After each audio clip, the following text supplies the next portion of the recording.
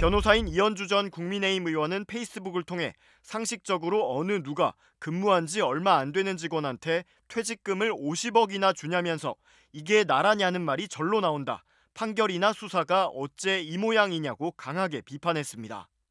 특히 판결에서도 아들이 대리인으로 뇌물을 수수한 의심이 들지만 독립된 생계를 유지한다는 이유로 무죄라고 했다며 이게 말이 되나? 장래의 상속자인 아들한테 미리 준 건 상속세까지 면탈한 거 아니냐고 꼬집었습니다.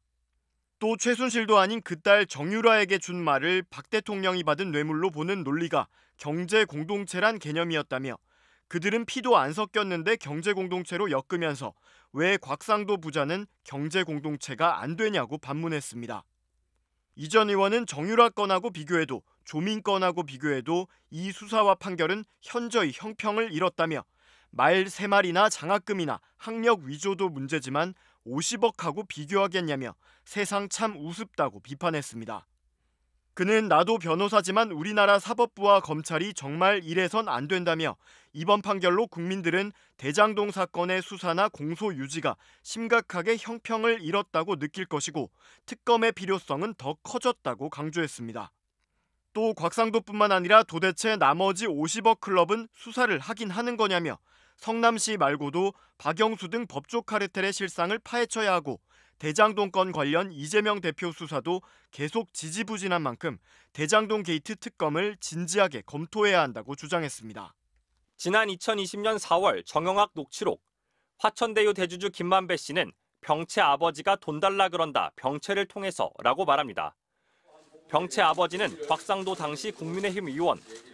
1년 뒤 김만배 씨는 화천대유를 그만둔 곽병채 씨에게 퇴직금 50억 원을 지급했습니다.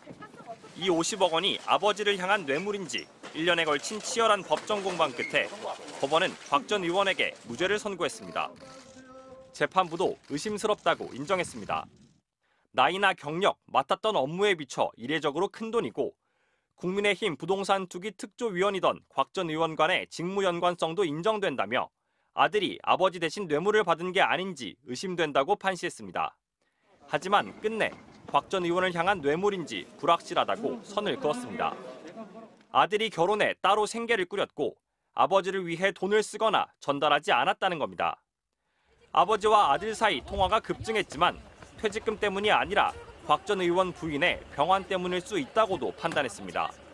50억의 뇌물이면은 거의 무기징역을 선고해야 될 정도로 중형을 선고해야 되는데 명확하게 구성 요건이 입증됐다 이렇게 보기 어렵다고 판단한 것 같습니다.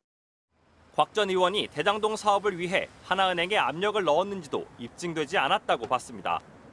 그렇다면 도대체 50억 원 퇴직금은 왜 준 건지 무죄를 받은 곽 전 의원은 이렇게 답했습니다.